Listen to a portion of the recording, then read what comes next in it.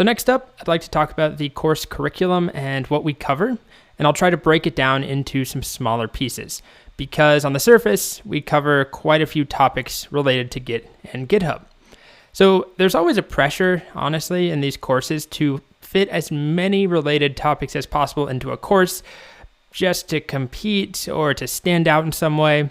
And yeah, I can't ignore that, but I do want to try my best to make it very clear what actually matters and what is fundamental, because not all of this stuff you see in front of you, and there's likely to be more by the time you're actually watching this.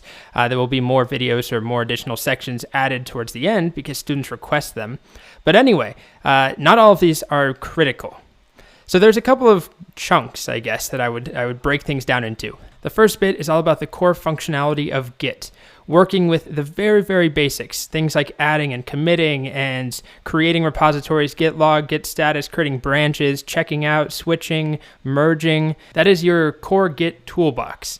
And then we talk about, I'm calling it next level Git, but it's not crazy difficult stuff. It's just a couple of Git topics that won't come up as often. They're not part of your day-to-day Git life, but they still are very important. So we talk about diffing, the git diff command, stashing, and then we talk about quite a few ways of time traveling in Git or undoing changes. Git revert, git reset, git restore, undoing changes and going back to old work and detaching and reattaching the head. And there's quite a bit of stuff in that section.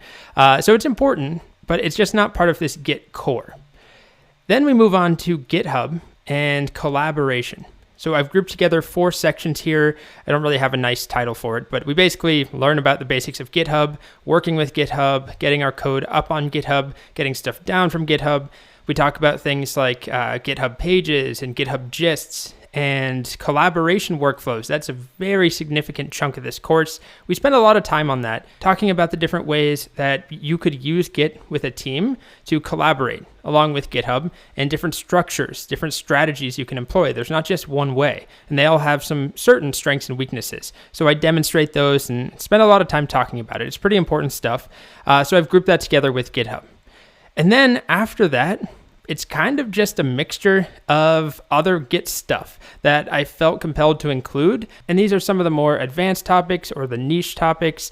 So this includes things like rebasing, cleaning up your Git history with interactive rebasing, squashing, dropping, fixing up, all sorts of sort of fun parts, in my opinion. We talk about tags. We talk about how Git works behind the scenes and hashing.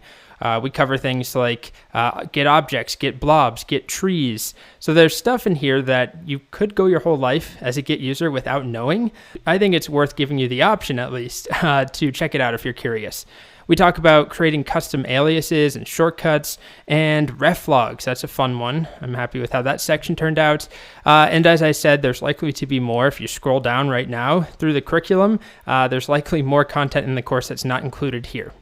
So to recap this, there's quite a bit, and it's all Git and GitHub oriented, but there's this first chunk that is the core of Git on its own.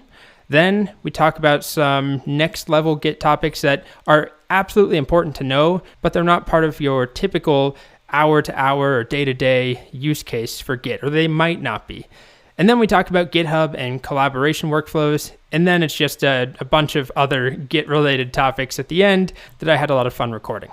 Okay. So let's get started.